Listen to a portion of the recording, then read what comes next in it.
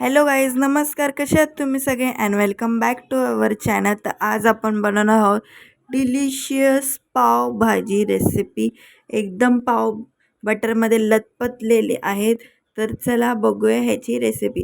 तर सगळ्यात पहिले इथे मी अद्रक आणि लसूण आणि मिरची टाकून त्याची पेस्ट केलेली आहे. मिरची मी याच्यासाठी टाकते कारण की ते लवकर वाटलं जातं.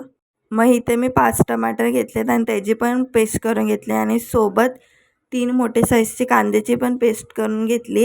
ही आपली कांद्याची पेस्ट, ही आपली टमॅटोची पेस्ट आणि इथं अद्रक लसूण चिलीजची पण पेस्ट रेडी झालेली आहे. तर आपल्याला हे 3 पेस्ट लागणार आहेत फोडणी देताना. तर आता व्हेजिटेबल्सकडे बघू मी कोणकोणती व्हेजिटेबल्स घेतली. तर इथं मी एकच शिमला मिर्च घेतली आणि दुसरी शिमला मिर्च आपण फोडणी देताना टाकणार आहोत. मग एक गाजर घेतलेली आहे आणि गाजरला असं पातळ पातळ स्लाइस करून घेतली आहे.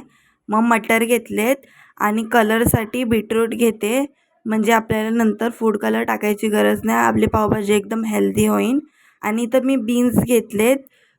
ऑप्शनल आहे, तुम्हाला घ्यायचे असेल तर घ्या, नाही तर नका घेऊ. आणि सोबत कोबी घेतली, ती पण ऑप्शनल आहे, तुम्हाला टाकायची असेल तर टाका, नाही तर नका टाकू. आणि मग इथं फ्लॉवर घेतली आहे, फ्लॉवर थोडीशी घेतली आहे. आणि सगळ्या व्हेजिटेबल्सच्या क्वांटिटीपेक्षा बटाट्याची क्वांटिटी थोडीशी जास्त घेतली आहे कारण की तो मेन इन्ग्रेडियंट आहे, म्हणून त्याची क्वांटिटी डबल घेतली आहे. आणि हे सगळे व्हेजिटेबल्स आहे. आता याला आपण बॉईल करायला ठेवणार आहोत. तर कुकरमध्ये मी पहिले थोडं बटर घातलं आहे. बटर घातल्यानंतर त्यामध्ये तेल घातलं म्हणजे आपलं बटर जळणार नाही. आणि मग तेल घातल्यानंतर आपली जी सगळी व्हेजिटेबल्स होती, जी आपण कट केली होती, ती सगळी व्हेजिटेबल्स टाकून घेणार आहोत. आणि मग सगळ्या व्हेजिटेबल्स कुकरमध्ये टाकल्यानंतर त्याच्यामध्ये 1 आणि अर्धा ग्लास पाणी टाकायचं आहे बॉईल करायसाठी. आणि थोडंसं मीठ पण टाकले. तुम्ही लक्षात ठेवा, मीठ टाकलं जास्त तर फोडणी देताना मीठ कमी टाका. तर मीठ टाकल्यानंतर त्याला नीट मिक्स करून घ्यायचं आहे आणि त्याला 4 ते 5 शिटी येऊसपर्यंत हाय फ्लेमवरती ठेवायचं आहे. कुकर थंड झाल्यावरच झाकण खोला आणि भाज्यातलं थोडं पाणी उरलं होतं ते मी साईडला काढून घेतलेलं आहे आणि त्याला मॅश केलं आहे. आणि साईडला काढलेलं पाणी ते आपण फोडणी देताना टाकणार आहोत. इथं मी आपली भाजी दुसऱ्या टोपामध्ये काढून घेतलेली आहे. तर चला आता फोडणी द्यायला सुरुवात करूया. मग गॅसवरती एक टोप ठेवलेला आहे, तुम्हाला तवा वगैरे ठेवायचं असेल ते पण ठेवू शकतात. मग ह्याच्यामध्ये होममेड व्हाईट बटर घातलेलं आहे.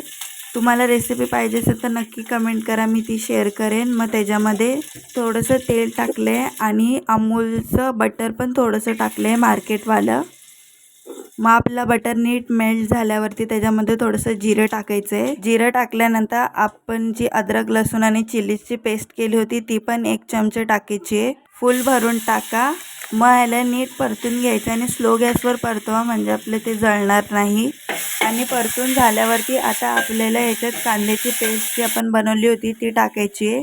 आणि अगर तुम्ही कांद्याची पेस्ट न करून बारीक कापून टाकायचे असेल तर पहिले तेलामध्ये कांदे टाका, म्हणजे ते गोल्डन ब्राऊन झाल्यानंतरच अद्रक लसूणची पेस्ट टाका, नाहीतर तसंच टाकलं तर ते कुक व्हायला जास्त टाईम लागेल म्हणून. मग आपल्या कांद्याने असं कलर आल्यावरती त्याच्यामध्ये आपण टमॅटोची पेस्ट बनवली होती ती टाकायची आहे. मी इथं अर्धीच पेस्ट टाकते कारण की भाजी आपली थोडी कमी आहे. तुमच्या अकॉर्डिंग तुमची जेवढी भाजी असेल तेवढी पेस्ट टाका तुम्ही.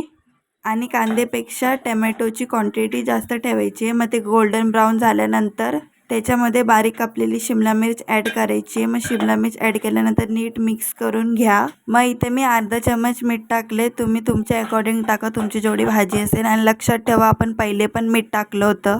मग थोडीशी हळद टाका, अर्धा चमच रेड चिली पावडर टाका म्हणजे लाल मसाला तुमच्या घरात जो असेल तो टाका. आणि मग 1 चमचा फुल भरून एव्हरेस्टचा पावभाजी मसाला टाकला आहे. तुमच्या नियरबाय जो पण तुम्हाला अवेलेबल असेल तो पावभाजी मसाला तुम्ही टाका. आणि मग मसाले टाकल्यानंतर त्याला नीट परतून घ्या. आपल्याला आपला मसाला कच्चा नाही राहायला पाहिजे म्हणून नीट परतून घ्या. आणि मग त्याला मॅश करा कारण की आपण शिमला मिर्च टाकले म्हणून थोडंसं मॅश करून घ्यायचं आहे. आणि मग मॅश केल्यानंतर आपण जी व्हेजिटेबल्स बॉईल केली होती ती टाकायची ह्याच्यामध्ये. भाजी टाकून नीट मिक्स करून घ्या म्हणजे आपला जो मसाला आणि भाजी एकदम एकजीव झाले पाहिजे तोपर्यंत मिक्स करायचं आहे. आपण जे भाज्या उकडलेलं पाणी ठेवलं होतं ते टाकायचं आहे. आणि त्याला पण बघा किती मस्त लाल कलर आला आहे बीटरूट टाकल्यामुळं. अगर तुमच्या आजूबाजूला बीटरूट अवेलेबल नसेल तर तुम्ही फूड कलर पण टाकू शकता थोडासा. आणि मग सगळं टाकल्यानंतर परत एकदा त्याला नीट मॅश करून घेऊ, कारण की पूर्ण मॅश झालेली पावभाजीच टेस्टी लागते.